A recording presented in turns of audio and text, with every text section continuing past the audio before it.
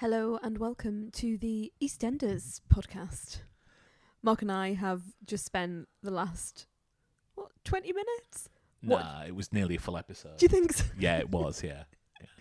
I don't know why we watched it. It was just on telly. But we've watched it's not even like an old one like Dirty Den and Angie Watts. That'd be weird. That'd be great. It was the proper one from this evening with Bobby, who is Ian's son, who now is an adult. I don't know who Bobby is in the first place, so it's... Do you not remember Bobby, the child that killed someone? No. I'm sure that's what happened to him.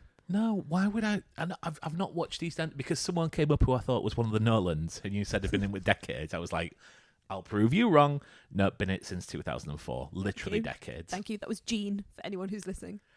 Yeah, I've not seen this since probably the days of Saskia being killed by Joe Absalom. Character I don't know. And Steve. At least Sonia's still in it. I didn't see her. No, they were putting posters up about her, and there wasn't was it a trombone or a trumpet that she had? It was a trumpet. A trumpet. Sonia and a trumpet. Anyway, I enjoyed it because everyone's back in it. Gillian Tailforth's there. Cindy Beale. Do you remember when Cindy went off and did a Saturday night sitcom? I think it was called Sunburn. Oh, yes. Yeah. And I think she sang the theme tune. Yeah, she sang the theme tune as well. Oh, amazing. Anyway, we had a really good time watching up-to-date EastEnders. Not going to watch it again. Have to say, I did. It's very soap. Obviously, it's a soap, but it's very soapy, the acting, isn't it? It has a certain quality about it, the acting. It's all very overwrought. Are you using soap as a euphemism for shit? A little. I'm trying not to have a go at soaps because I think soaps do really serve a purpose, but I haven't watched a soap for a while. And I mean, I used to love Hollyoaks when I was younger, and I used to love EastEnders. I used to watch EastEnders and Coronation Street, but I think because I've been away from it for a while, I've now come back to it with the eyes of someone who's watched Sherwood and Line of Duty and Happy Valley and all of those other programmes. Weird that I'm watching it again. No, I feel that's probably good. But I did really enjoy that. I thought it was 20 minutes, but it was a whole episode of just going back to it for a moment and having the conversation with you about who's that and where are they and what are they doing. And it was someone's birthday and he was having his party in a gay bar. Yes. And there's a banner up saying happy birthday, whatever the character's name is. Vinny, I think He's it was. He's not gay, but no one's perfect. That's great. Oh, see? Good. Which reminds me of when I went to Los Angeles and there was that T-shirt for sale. Oh, there was some questionable T-shirt. I think, yes. I don't really want to go into that because those T-shirts were bad. Yeah, they were. That was lovely. Venice Beach. And what you saw was not good. Anyway, away with EastEnders. Do you want to talk about some better? I want to talk about some better telly. Okay. Watching television. Who wants to go first? Because I've actually got some telly to watch. Some telly to watch? No, I've got lots of telly to watch because I've watched virtually nothing this year. Is that what I've on got your some mind? telly to talk about though. Go first then, because you're clearly chomping at the bit. I don't understand why you don't like Colin from Accounts. So we've been through this before. I watched a bit of it whilst you were watching it. I didn't find it funny. Always the best context for a comedy to catch a little bit of something that someone else is watching. That's right. And now I don't feel like I want to go back to it. This is top 10 of the year for me, and not just because I've probably only seen 11 shows. And is this Colin from Accounts Series 2? Season 2, yes. Okay. Written by Patrick Bramall and Harriet Dyer, who are a real-life couple, about a couple who are thrust together because, for reasons that's unveiled in episode 1, Involves a dog. A dog gets injured and they have to pay a lot of money to get it fixed, and so they are tied to each other. And he's the Colin, isn't he? Is Colin the dog? Colin's the dog, yes. Yeah. Played by Zach. Okay, great. But this is, I mean, that's just a framing device for a comedy that just goes into the kind of things that you experience at the start of a relationship. And this is so good. This is one of the best comedies that has come out in recent years. the characters are likable but real real enough that you think you identify with them, but also funny.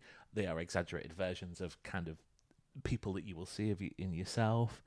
The outside characters are really good. There's like a continuity to it as well. Like there are storylines which go on and then get dropped and then go on and get dropped. It's such a good TV show. I watched it all in a weekend, and I don't just watch TV shows in a weekend. I was away for the weekend and found that I could link my phone to the hotel room TV screen, and in between watching podcasts being recorded and wrestling, I was watching Colin from Accounts. I really, really think you'd enjoy it if you gave it a chance. I'm not going to give it a chance. For fuck's Just to let you know. You've tried over many episodes and I've heard this speech before, and it's very good, love. But you're watching a trailer and you it, laughed at it this afternoon. Did I? Yes. I don't think I did. You did. I don't remember noticed watching it. the telly today. We've Apart literally from just been watching EastEnders. Yeah, so but I don't remember. I didn't laugh at a trailer. You did. Maybe I was just laughing to myself because I don't remember. I don't recall any sort of trailer. There was a trailer on. You laughed at it. I was making note of it, knowing we were doing this podcast. So let me tell you now. You saw a trailer. Still you saw not it gonna happen. watch You it. laughed at it. Well, that's more fool you. Still not going to watch it. But That's yeah. fine. I will let it go. This is okay. Yeah, it's a lovely show. It's really funny. It's really identifiable. There were times where I was moved to tears by this TV show. It really hits all the emotions. Go on, talk about your really sad thing that you want to talk about. Have you gone into a huff? Yeah, a little bit. Are you in a bit of a huff? A little bit, yeah. Oh no! What can I do to make it better? Keep I'm this still under not going to watch it. keep this under 10 minutes. I don't know. Okay, so Colin from Accounts, an excellent show that lots of people will like. Okay. Yes. I'm also going to talk about an excellent show that lots of people would like, but actually a show that you might not want to watch. I watched the first episode of it and I didn't like it. There we go. See, we can all have our opinions. No, but Isn't that the best thing in life? Yeah, but I've actually given it a go rather than I saw it when you were watching Don't want something to revisit else. this argument, but I did give it a go and it didn't work. Anyway, Sherwood, written by the wonderful James Graham, who's been doing some brilliant work around working class writers in the industry. Something which we talk about in great detail on the superb Made for TV podcast. I've listened to that now. I actually quite enjoy it. With my co-hosts, Dawn and Sarah. Took me 3 episodes to watch, but yeah, I had that. 3 episodes to... 3 episodes to actually listen to it. Oh, to listen to it. Yeah, okay. but yeah, it's all right, isn't it? It is all right. Yeah, it's very good. Polished all that off in a weekend as well. Thanks very much. Thanks for listening. So James Graham doing amazing work just with his advocacy in the industry, but also it's just superb writing for television. When we were doing our EastEnders spiel a few moments ago, I mentioned things like Line of Duty and Happy Valley. I absolutely think this is in the same breath. It's going to be, and again, this is a second series that I'm talking about, second series of Sherwood. It's going to be in my top 3 of the year. There are various other shows that are sort of flailing around in my head, and I'll be interested to see what comes up at the end, but it's certainly up there. When Sherwood Series 1 finished, and I heard there was going to be a second series, I did a great big groan, because Sherwood Series 1 was such a perfect, to me, story with a start, middle and end about this community in Nottingham that had an event had happened, and it was about how the community dealt with it, and it all seemed to be tied up quite nicely, and I thought, that's brilliant. That's a one-off series. We don't need to make it into, for example, a soap. We don't need to bring it back time after time after time and exhaust it to the point where you forget why you liked it in the first place. Yeah. What they've done with this second series is phenomenal because they've made it better and they've given a reason to go back into that community. And I was thinking about this before because I know we were going to talk about it.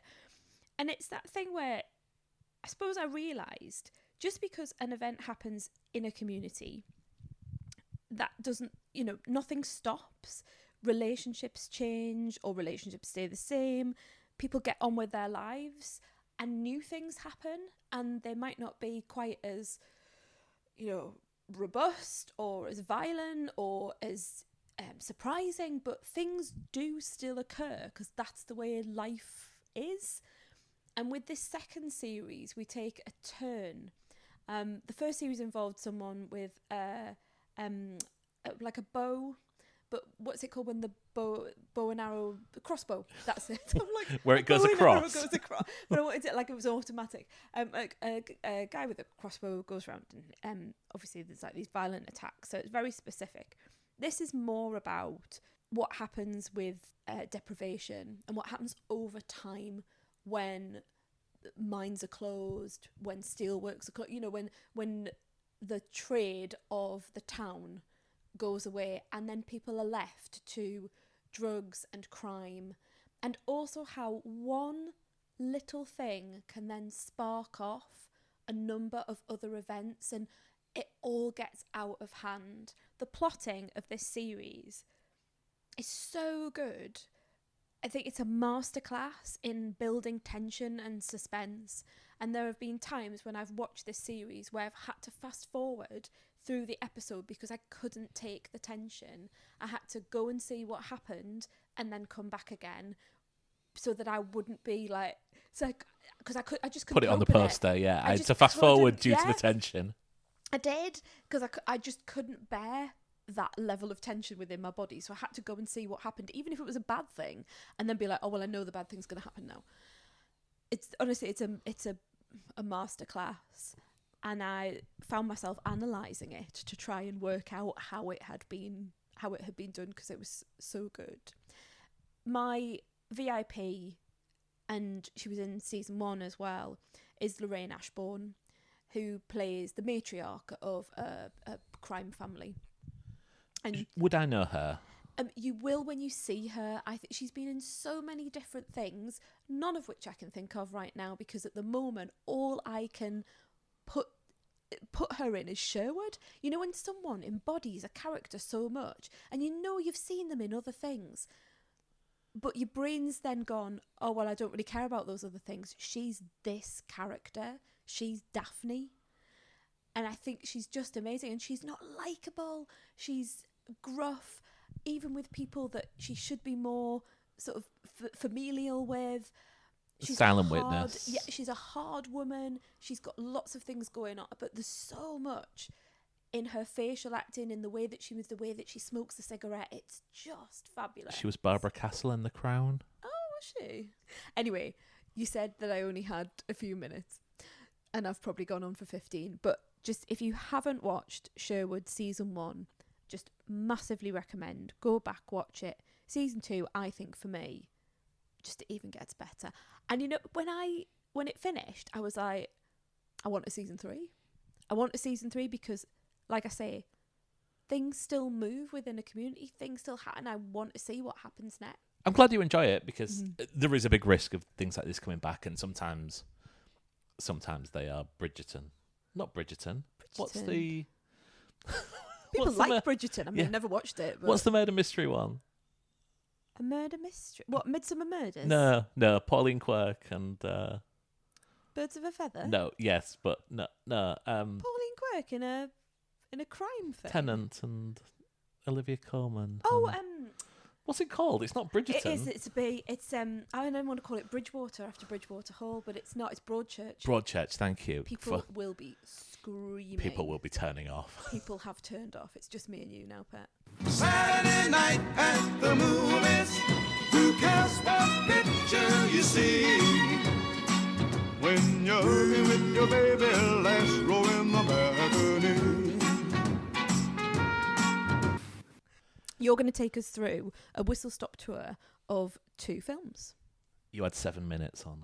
Did I? So yeah, I'm going to go for 7 minutes. I'm excited for both of them. Twisters. Yes. It's been out a while, but I've only just caught up with it. And did you watch Twister in the 90s? I've never seen the original Twister. I'd really like to watch it. It's got Bill Paxton. Thank you. It's one of those nights, isn't it? We can't remember anything. I literally really like.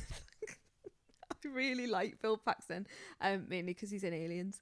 But yeah, I'd read it, and I love a 90s film. I don't know why I haven't watched Twister. I have no fond memories of it. It's one of them things. It was out the same year as Independence Day. I remember my mate's brother saying, "Oh, Twister is loads better," and I watched it, and I was like, "Well, it's all right, but it's not got like the White House being blown up." True. If I watched it at 44, I might have a different opinion. But regardless, this isn't necessarily a direct sequel. I think there's some equipment that's referenced that's in the first one, but no characters or anything like that. Did you rewatch the first one before you went to see this? No, not at all. Okay. No. This is a good old disaster movie starring Daisy Edgar-Jones, Glenn Powell, and Anthony Ramos. Yay for all these people. And obviously, it's a film out in 2024 because it's got Glenn Powell in. Obviously. Daisy Edgar-Jones from Normal People, Anthony Ramos from Hamilton and In the Heights and things like that. And I knew nothing about this other than the argument. Put the S on the end of it. The argument that's been said by every single reviewer of, oh, well, it doesn't mention climate change at all. But I went in with an open mind. I mean, this is basically a Godzilla film where Godzilla is twirly bits of wind. And they pop up, and we have scientists who are trying to fight them, trying to help them. Glenn Powell plays a YouTuber who films himself going to that. I feel like 5 years ago we had podcasters. Yeah, I agree. Now we've got YouTubers in films. What will we have next? I don't know whether it's going to be Twitch streamers or Instagrammers. I think Instagrammers seems to have been around a while. Or maybe Substack owners, if you want something really undramatic. So he's a brash YouTuber. Of course he is. Daisy Edgar-Jones is a scientist who feels she knows more about tornadoes than anyone else on the earth through feelings. She's a tornado whisperer, essentially. Okay. Who has quite a disastrous attempt at trying to control tornadoes as a student. Things go wrong, and she's pulled out of retirement. She goes to work for the Weather Channel. She's pulled out of retirement. How old is she? What, 23? Yeah, probably. Yeah. I think it's 5 years later. So she's probably back end of her 20s. Fabulous. By Anthony Ramos, who is developing this new system where they can scan tornadoes. This is utter schlock, but I sat there smiling all the way through. It's absolutely true that it doesn't mention climate change at all. And for me, I can understand why people feel that it should. For me, knowing going in, it didn't affect it for me. Because I think it would be... For me personally, I am absolutely on board with climate change. I'm not someone... disclaimer. Yeah. I don't want to... But I would roll my eyes if the narrative stopped for someone to say, but look at why this is happening. Yes. There's plenty of references to these happening more often and things like that. It could be weaved in, if it was weaved in more subtly. I imagine going to see, what was the band that came out of Blink-182? Is it Angels and Airwaves? Yes. Yeah. I remember seeing them live. Yeah. And is it Tom DeLonge? Yes, it is. Yeah, you don't even need to ask me now. He stopped the gig and said, I just want to talk to everyone about the environment. And every fucker there booed. Okay, the booing's interesting, but I understand the sentiment of let me preach to you and people going, no, thank you very much. Yeah, there's a way of telling a story and bringing people on board. Yeah. I don't think, people were having a good time waiting for the Foo Fighters and the Strokes to come on. Exactly. And then... But you're right. All you'd need is like Glenn Powell to turn around and go and look at you straight and then go, we're going to talk about climate change now. Yes. Yeah. And you'd be... I mean, not that it would have pulled you out, I don't think, by the sounds of it. But the most important thing that I think you will get out of this film, when you watch it, because you don't like good things. When I recommend things to you, you make a point of not watching them.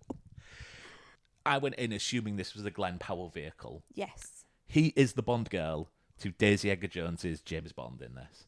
He is there to facilitate the action, but this is Daisy Edgar-Jones' movie. She is front and center.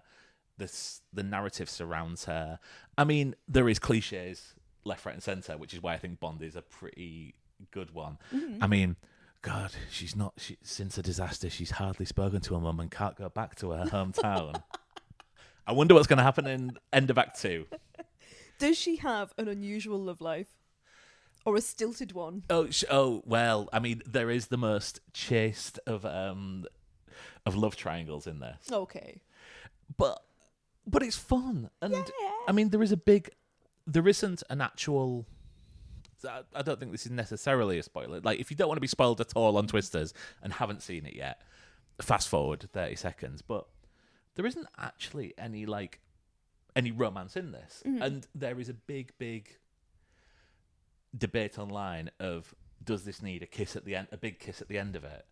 It didn't, and I found that quite refreshing because it's a bit cliched too. Yeah, there's a funny thing on that. I've been seeing a lot of this about how in the modern era films are being like desexualized. Yeah, which is an interesting one. I mean, it's not a big. Did you feel that anymore. it needed? No, romance? I thought it was quite refreshing that everything was kept under the radar. You know, like there are people who clearly have feelings for each other, but it's just, you know, they get on with their thing. Yeah. They're also, you know, dealing with tornadoes where they've got Indeed. probably some other priorities in life. Yeah. But no, really fun summer movie. It's, you know, top 3 summer movies this year for me. So it's up there with Deadpool. I think would probably be top of my things. Yeah. But yeah, it's good fun. And then Blink Twice, which is something completely different. the film that I went to. I had some time to go to the cinema and thought, I'm just going to go see something that I don't know anything about. And boy, did I pick the right film for that. You did, because I remember you coming home, you were quite late, and you didn't know that Zoe Kravitz had directed it. No, not until like the lights went down and it said directed by. My thought process was it was this or Cuckoo was the 2 things that I had the opportunity to go see. I looked on the Empire reviews and Cuckoo got a 3-star, this got a 4, and the Times worked slightly better for this, so I thought, no, I'll just go along and see it. But if you go and look at the Empire review, it's Naomi Aki like acting all girly and things like that, not representative of the film. You mean the picture? Yeah, the picture is her like, yes, looking very feminine and looking like a still from Bridesmaids, should we say? Yeah. So I went into the cinema and there was not many people in there. It was a big screen, and then after the credits, so after the BBFC card, so actually part of the film, there is a trigger warning. Okay. Which is the first time I've seen that as part of that sort of situation. I think it's important too. I think I know that there's a strong debate around trigger warnings. I don't really have an opinion either way. As someone who who has trauma in their past, who potentially could be triggered by something, I would tend to do some research anyway, or at least I know that I'm not in a position where I'm going to be massively offended by something. Is that the word I should use? Yeah. I mean, I think you use a word that you need to, or like affected. Yeah, that's it. And I know that I'm not going to do it. And in many cases, I will come home and say to you, you might want to, there's about 2 20-second periods where it might be tough based on things. And, you know, that works pretty well for us, I think. Yeah, it does. But this is a film where it starts off as a waitress who is working at a kind of gala opening, and she tries to get close to Channing Tatum. She gets invited to an island. He is a billionaire who has recently been cancelled. We see a apology video without ever knowing what he's done. We take him and her friend, played by Alia Shawkat from Arrested Development, which was nice to see, and some other girls to this island with him and his friends. And the plot progresses from there. And weird things happen, and things that aren't quite explained in the first act, you come through. I was absolutely blown away by this. if I knew what was happening ahead of time and it wasn't, I knew where it was going, and the trigger warning kind of gave me an indication to what would happen. I might have felt differently. This will be in my top 10 of the year. I was blown away, and such good direction, because Zoe Kravitz is... I didn't know she was director, like I said, the first thing. But at times I thought, wow, this is really well... The framing of certain scenes are done really, really well, and I can't go into it because of spoilers.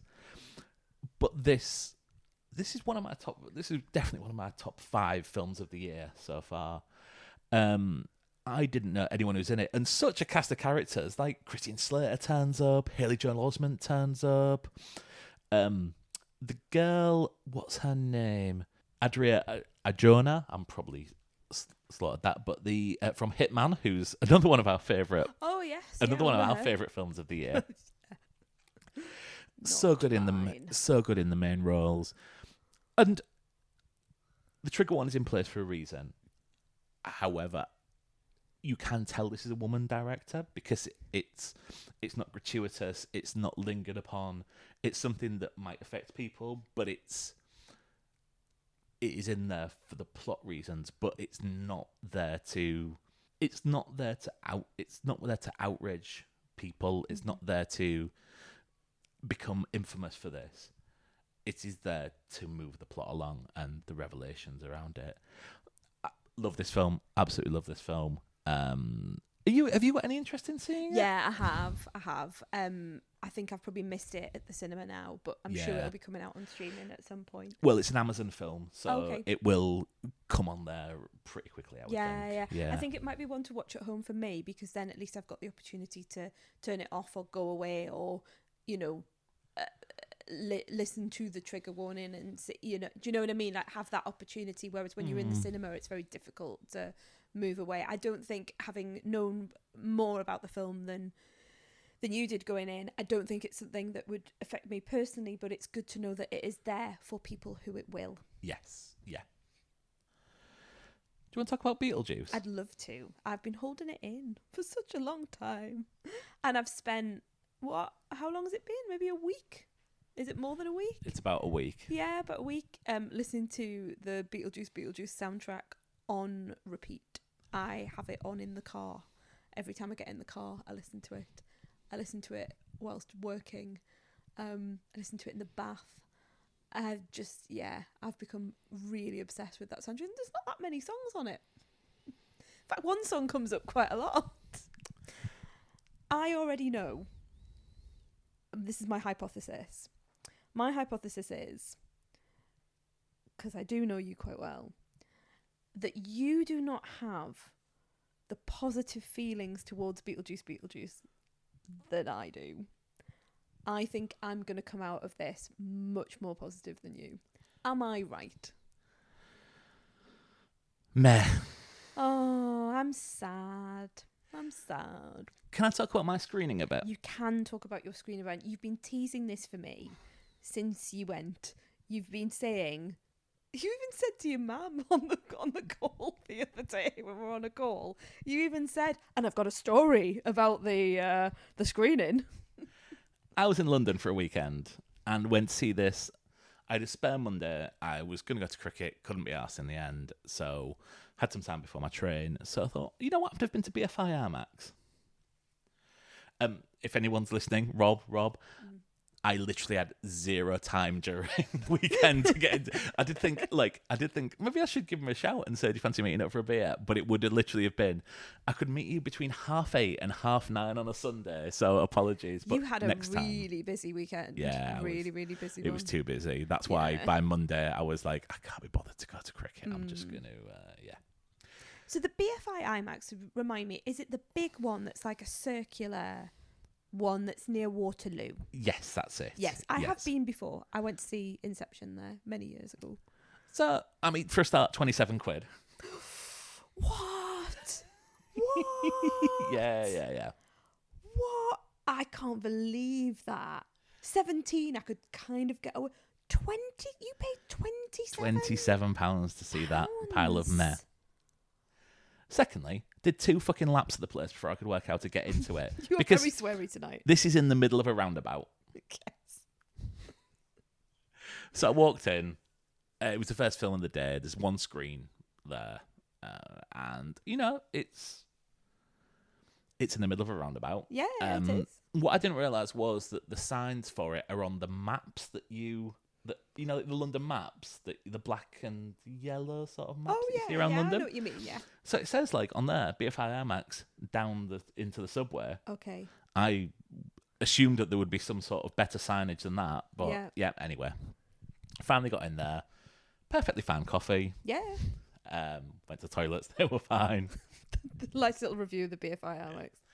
Went upstairs and went in there, and it's the biggest screen in the UK. It's laser projection. It is, I will say this, the screening and the projection was brilliant.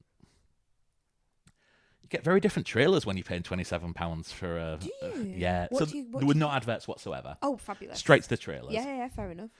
Then at the end, how we get a little Pepsi advert? Yeah. We got James Cameron coming on, talking about how he's always been an innovator in film. And then, as he moves his arm, the camera just stays a little bit on a watch that's on his wrist. Oh, okay. And it's an advert for Rolex. No. You don't get that in Newcastle, do you? In Cineworld. Wow. We don't even get a flick flack advert or one of them little remote control watches that you used to use at school to turn off the telly in lessons. Then, a spotlight swoons to the front of the screening, right? And the usher that took your tickets came there and said, "Just to let you know, the doors at the front of the cinema are now closed and will remain closed for the entire performance. So if anyone needs to leave or the toilets, you need to go up to the back of the cinema and go out there." And then there's wow. I mean, I know I'm paying £27, but there was only about 6 people in there because it was 10 o'clock on a Monday morning. So, is that like a health and safety thing? Yeah, I mean, I'd have put something up on a screen rather than... I was just thinking, having someone to swing the spotlight down to this guy. I didn't know where it was coming from for a minute. You would not fucking design a cinema like this if you tried. And this is award-winning architecture. I can only assume this is when you watch the darts from the 80s and it was they were a bit shit and always hitting the treble 5 and the 1 and stuff like that. Brilliant screening. The most frustrating experience of my life. I don't understand why that's frustrating. Because someone had a spotlight on them? No, I couldn't find it for a start. Right, okay, so we're adding that in. To somewhere right, yeah. that, can I just say, stunk of piss. Yeah. So the biggest screen in the UK, we got a nice smell of urine as I went in. Yeah. Then it's £27. It's £27. The coffee was okay. The coffee was nice. all right. Yeah. Yeah. So you're sitting there, and then a man comes to the front. When I walked out, I couldn't find the toilets through the back anywhere. So I was like, do I have to come all the way down again? I'm feeling this is less about the IMAX and more about you, but I understand. Yeah. I understand. I don't understand why you'd build a cinema in the middle of a roundabout. I think maybe that was the only space for it. I mean, it's a big round thing. Plenty of things have been built since. So yeah. Mm-hmm. Okay. Anyway, lovely cinema. Okay, I that was a lot better than I thought. I thought you were going to say someone was chatting through it, because that's why I had an Inception. Someone talked the whole way through Inception, and it just absolutely I'll never go back there because I always remember that. There were 6 people in there. Yeah. You might have talked all the way through. And it was, the sound system's so good, I probably wouldn't have heard them even if they were 3 rows away from me. What I remembered going there was it was very much on an angle, so it was really what am I doing with my hand? It's the rake is very the good. rake. Yes. That's it. I'm doing a big angly thing with my hand. Yeah, I found that hard. I did feel like I was in the middle of the Muppet Show. Yes, the beginning. Yeah, when you're all in and the screen felt quite close to me as well. But like I say, it's been a while. Well, I'm glad it wasn't awful, because I really thought this was going to be no. or you went in and someone kicked your chair, or. I was back row. Oh, were you? Okay. I paid an extra £2. It would have been £25 if I wasn't in the back row. Snuck in a pack of Maltesers as well, didn't I? Oh, good. To get your rebellious streak on. Yeah. You're not going to pay those prices for M&M. Surely not. Anyway, you weren't that keen on the film. You just thought it was okay. So, I didn't need a sequel to to Beetlejuice. Like, I remember watching it in the 90s. I remember watching it a couple of times since. Yeah. I've not revisited it in the run-up to it. It's not like a cult classic for me. I don't think it is for you, having known you for a while. No. It's not something you mentioned going, oh, I really like revisiting Beetlejuice. It's one of Burton's greatest films. I don't revisit many films, do I? But, no, I mean, it's fine. Mm-hmm. This, I think, is slightly less than fine. I mean, it feels like something that's been written as a sequel rather than something where they've thought they've had a really good idea and thought, oh no, we'll create a sequel to Beetlejuice. It feels like they went in with the idea of we'll create a sequel to Beetlejuice and works backwards. Okay. I think Michael Keaton's fine for everything he does. I think that Winona Ryder is great in it. It's great to see her back. Catherine O'Hara, love to see her back. There are people who aren't allowed back, some of which definitely aren't allowed back, some of which have other things to do at the moment, shall we say. Yeah. I'm surprised how much the person who isn't allowed back was featured in this film. I think there are ways that you could have taken him out of it completely and not be reminded of a quite horrific person's presence. Mm-hmm. Like, fair enough. 4 or 5 times throughout the film. Yeah. But most of all, I just thought the film tried to go... The character of Bob is a lovely addition in the first film. Memorable character. Because he's the guy with the shrunken head. Shrunken head. Appears in it for about 2 minutes, I think. Yeah. And I think you get an action figure of him. Yeah. I remember Beetlejuice action figures coming out when I was a kid, which was bizarre for a 15 film. But anyway. There's now 12 Bobs and they're in it about 14 times. And that is the film in a nutshell. It's just stuff happening on screen. Like, there is plot lines that on top of plot lines on top of plot lines. There are people who absolutely have no purpose being in this film. Having said that, I think the practical effects are really, really good, and I love the fact that the effects do seem to be largely practical.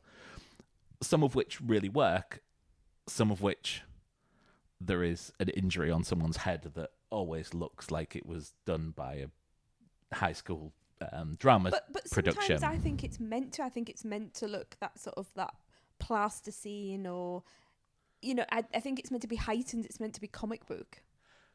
I don't think it looked heightened or comic book. I think it looked poor. But anyway, that's a character that I really do not see why they are in the film, other than they were just needed 2 minutes to plot up. There's a way of transport that appears in this that appears to be just a pun that appears about 2 or 3 times, and it just weighs on it for 2 minutes each time. It just lasted way too long. And the end sequence is just a disaster for me. I just really, really hated the end sequence.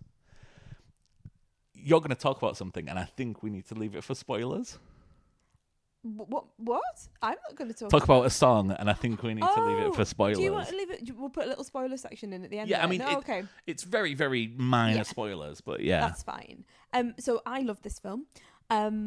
I think it's the way that you come to it as well. So for me, I didn't need the Beetlejuice sequel, but once those credits started rolling, and I was in the little model and the Danny Elfman music, and we've been to see Danny Elfman live, and then he came out in the middle of it, and we all got I was totally shocked. I didn't think he would actually be there, and I really loved going to see that, and I loved that was at the Royal Albert Hall many years ago.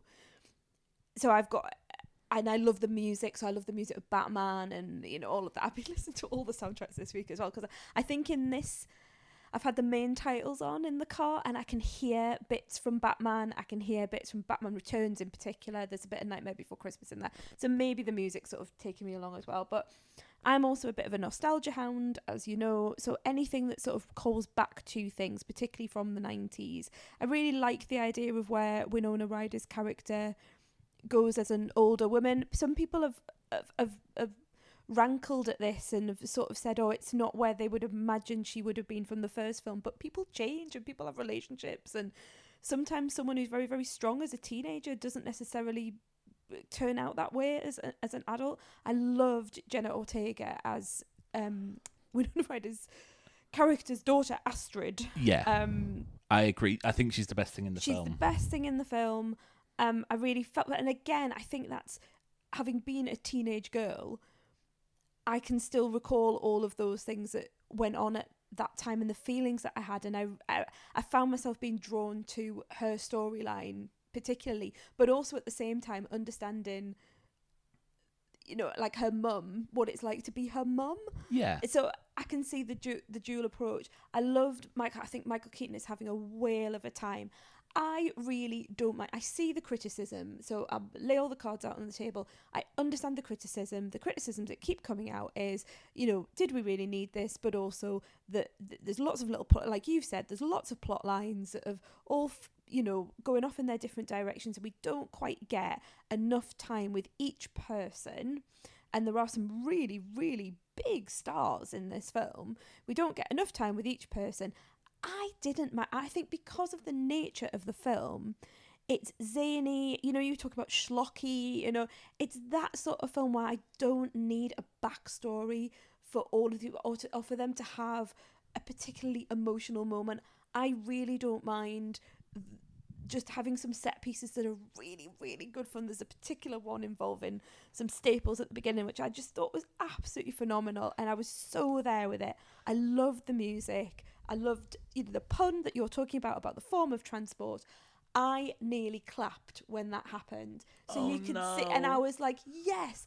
And unfortunately, that musical element doesn't make it onto the soundtrack, and I'm really gutted about it, because I was dancing, like I was proper dancing in the screen. There were on my screen as well only 6 people, but not quite as excited as the IMAX when you go to, you know, the Newcastle Odeon. I mean, go see Inside Out too, because as much as I enjoyed that film, it does just seem they have a big section where they have, what sort of body-based puns can we put in the way of this? Oh, look, there's a sarcasm. And I think it was a good day for me. Maybe on another day, I'll be really honest, maybe on another day where I couldn't be bothered, where I got annoyed more than I did with the woman in front of me who recorded the credits. Recorded the opening credits. I still don't understand how people do that. You need to report that to the Federation Against Copyright Theft. I do need to report it. I nearly said something and I was like, no, Elaine. Or just whispered in her ear. You wouldn't steal a car. You wouldn't steal a car. But clearly people are doing that now. They're recording the opening to put it on the internet and say, look, I've been to see Beetlejuice and look, here's the opening thing. But anyway, even that did not push me over the edge. I think I needed a throwaway film. I needed something that Put my phone on silent. Go with. Thank you, Mark. I needed something that I could just go with, and I was clearly having that moment. It's a I'm just waiting to see your face for this. It's a 4-star film for me. On my new favourite thing, Letterboxd, I put 4 stars. I hesitate to think how many stars you've put on Letterboxd, if indeed you've put it on there, but I bet you have, because you're very good at doing those things. I liked it. My review is, I liked it. Good. I mean, and look, I don't mind if people didn't like it. I'm not offended. I'm not offended at people liking it. Like, Yeah. I think there's films that I dislike. I think it's 2.5 stars for me. Not even a 3. No, oh God, no. Oh, No. I think that's harsh. I mean, so we've not mentioned Justin Theroux. Oh, no, he's having a lovely time. He is. Really enjoyed him all the way through. And not playing a character that... I mean, he's been... I've just watched... I don't remember, get the title right, but like The Girl on the Train. Yes. Is that the full title? I just call it Girl on a Train, which is clearly not the title. But I watched that the other night, or watched the end of it, and he's in that. He's not necessarily a good guy in that. And I've in read the book. I've never seen the film. Have you not? It's quite different. We to read the book. train. We read the train. We read the book together, I think. Did, yeah. I want to say New York. Or that might have been Gone Girl, one of the two. We also did Gone Girl around about the same time as well. Yeah, but it is very different from from the book, but I was watching it and I thought, oh yeah, and then but this is more. It's an elevated performance. He's really going for. He's hamming it up. Yeah. In this. I mean, I really loved the scene with the staples you mentioned. Mm-hmm. I just wish that character had anything to do. Well, I like that they were just there. Arthur Conti, who you have now told me is the son of Tom Conti. No, he's not the son of Tom Conti. He's the son of Nina Conti, who's the daughter of Tom Conti. That makes more sense. Yes, age-wise. that's his granddad. Turns up, really enjoyed his plot. He just disappears to be replaced by yeah. Isaac from Heroes. It's one character comes in, the other character swoops out, and I don't feel like there was a resolution to half that story. The plotting and the structure of this film really annoyed me in the same way that the plotting and structure of Hitman really annoyed you. And I think this is your Hitman, I think. Yes, I think it might be. And we've kind of swapped place on it. But I'm not offended by the film. It's just not for you. Disappointed, yeah. Okay.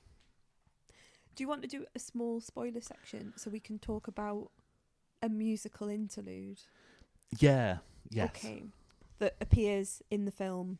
Right, everyone, we're going to do a spoiler section where we go into a musical, what would you call it? Interlude? A musical moment within the film. Something that pops up. I've got a lot to say about this. So, yeah. So if you haven't seen the film and you're leaving us here, thank you very much. You can find us on Instagram at The Honeymoon Pod. We're still on Twitter, even though it is not something that I want to happen, but we haven't gone through disabling it yet. But anyway, we're there.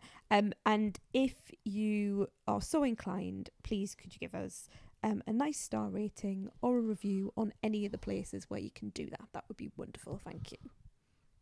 I don't really think this... I'm not sure whether this needs to be a spoiler or not, but... Well, we've done it now, Mark. We've made a spoiler section. So, this song, right? Here is my problem. I don't think MacArthur Park is anywhere near as well known in the UK as it is in America. And what is this, right? Why are we leaving? I'm very confused. Why is there a cake in the rain? Why is this cake in the rain? And why hasn't someone brought it in?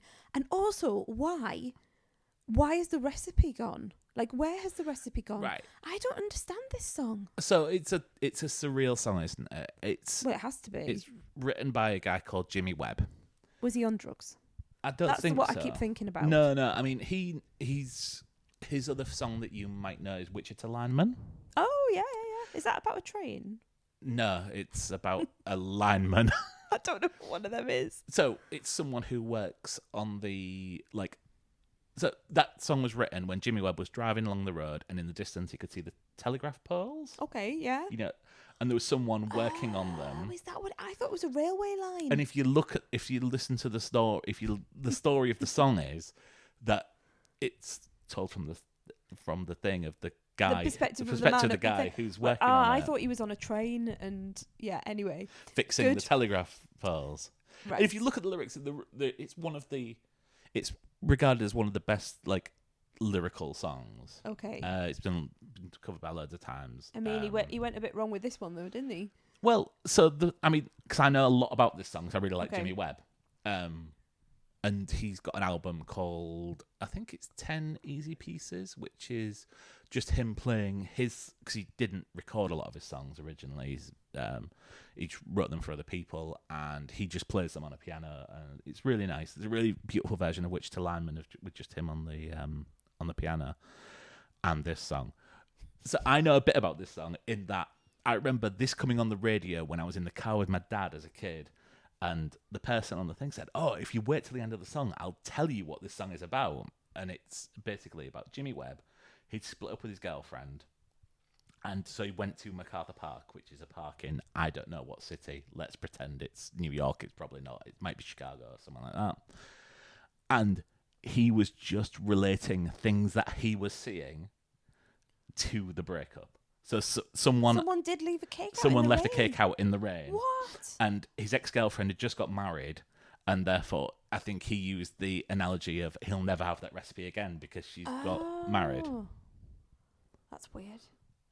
It's my favourite bit is the fact that on the soundtrack you've got the Donna Summer version, which is very disco, and she's singing about things that sound really sad, but in a really like upbeat thing. Like she'll never have the recipe again. Yes. But my favourite one is the Richard Harris version, which also appears on the soundtrack, and obviously also is in the film. And he's interesting singing Old Richard. Well, that was the original version. Right. It sounds much I don't better. know why Richard Harris recorded it. It sounds much better because it's very mournful.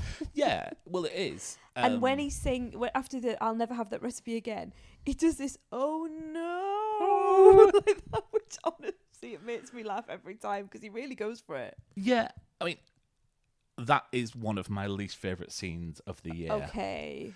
Because it just seemed like it would... It's got a cake in it. The joke wasn't... I didn't really enjoy the joke the first minute, but then by minute 5, I was just like, is this still going on? Mm-hmm. Maybe if you don't know the song very well, like me, there's a bit more to it because I was just enjoying it. I liked it, but by that point, I think they could have done anything, and I would have been. I was dancing along to the Soul Train. I mean, it's famous. Yeah, it's famously 7 minutes long, MacArthur Park as well. Yeah, maybe that's also in both of the versions. They say MacArthur's Park. They pluralize it, or they apostrophe s it, and I've listened to this over and over again. So I understand it's MacArthur Park, but when they sing it, it sounds like MacArthur's Park, and that has been winding me up as well. I don't understand why that is. Not a wind up, but sort of like it's been playing on my mind. MacArthur Park's in Los Angeles. Oh, is it? Oh, I've just looked it up. You could have gone. Could have gone when I went. I mean, I don't know where it is. I'm just gonna have a look. I was quite near there when I wouldn't have gone. You That'd could be have weird. looked and seen if there was a cake in the rain. It's very odd. I didn't mind it, but the song itself has sort of like stayed with me I've become way more intrigued by it than I think it deserves it, and I should probably stop listening to it now. Well, it's an incredibly famous song in America because I know I've heard it referenced in things like The Simpsons and things like that. But yeah, I just don't think it's. I didn't think it was the right choice for that scene. Okay. I didn't like that scene. I didn't like that film. Yes, I didn't like the structure of the cinema. Still couldn't find the toilets when I came out. I did not like walking around the cinema twice. I had to go all the way down. I had to go all the way down to the entrance again to find the toilets. No. So I must have missed them. Well, you have to. The man would come out and tell you how to get there with a little spotlight. Well, no, because he closed the front. He closed the front door. Oh no! Oh no! Oh no! Oh no! Oh no! Anyway, we're going on a big journey soon, and I'm gonna put the Beetlejuice soundtrack on. Not when I'm driving, you're not. Yeah, when I'm driving, I'm gonna play it. I'm driving there and back. I'm not drinking. That's it. We're going for a party for my parents, and yeah, I'm not gonna be. I might just stick it on repeat. I'm not drinking. That's it. I'm bringing this to an end. Right. Thanks, everyone. Lovely to speak. I was about lovely to say to see you. Lovely to speak to you. Thanks for having us. Thanks for having us, and good night. Good night.